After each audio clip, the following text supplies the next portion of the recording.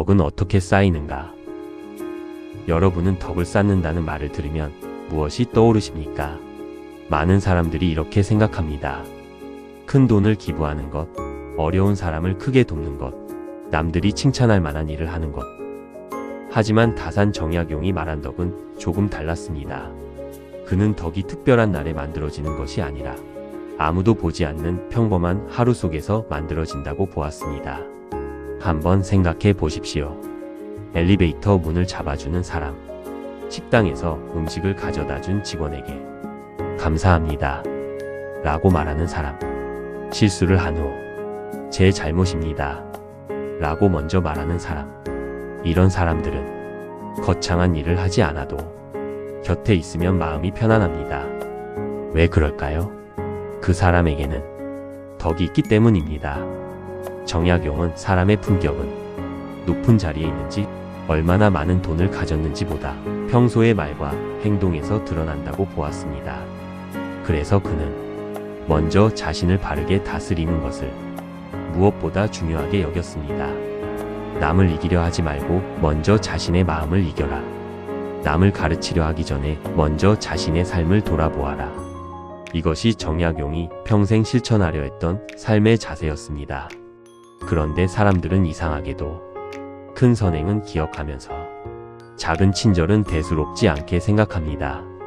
하지만 사람의 마음을 움직이는 것은 대부분 아주 작은 행동입니다. 한 번은 이런 이야기가 있었습니다. 눈이 많이 내리던 겨울, 한 노인이 버스를 타려다 미끄러졌습니다. 그때 한 청년이 달려와 말없이 노인의 팔을 잡아 일으켜 주었습니다. 그리고는 아무 일도 없었다는 듯 자신의 길을 갔습니다.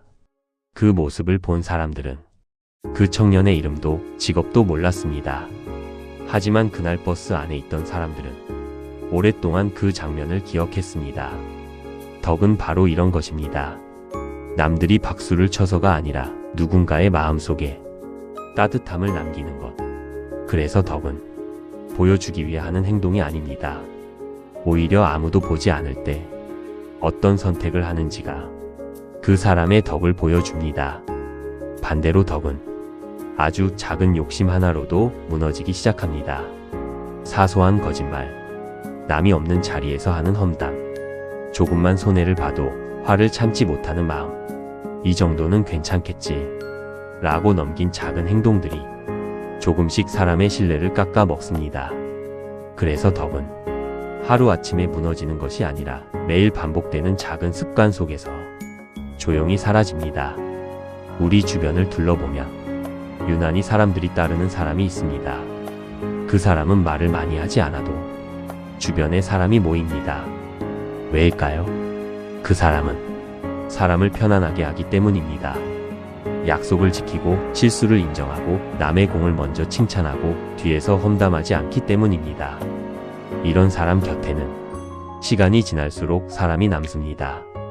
반대로 능력은 뛰어나지만 사람들이 하나둘 떠나는 사람도 있습니다.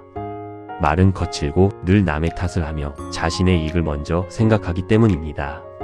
처음에는 능력을 보고 모였던 사람들도 결국에는 그 사람의 인품을 보고 떠납니다. 그래서 정약용은 덕을 쌓는 일을 가장 중요한 공부라고 여겼습니다. 학문은 사람을 똑똑하게 만들 수 있습니다. 재산은 사람을 풍족하게 만들 수 있습니다.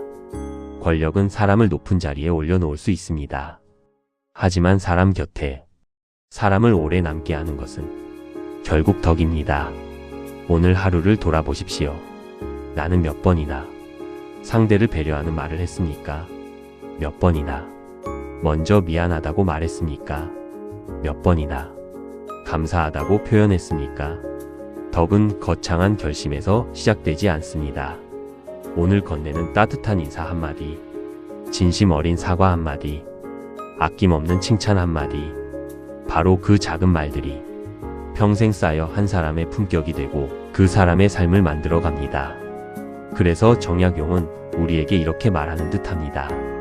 큰 사람이 되려 하지 말고 먼저 덕 있는 사람이 되어라. 덕은 남에게 보이기 위해 쌓는 것이 아니라 내 삶을 바르게 세우기 위해 쌓는 것이다.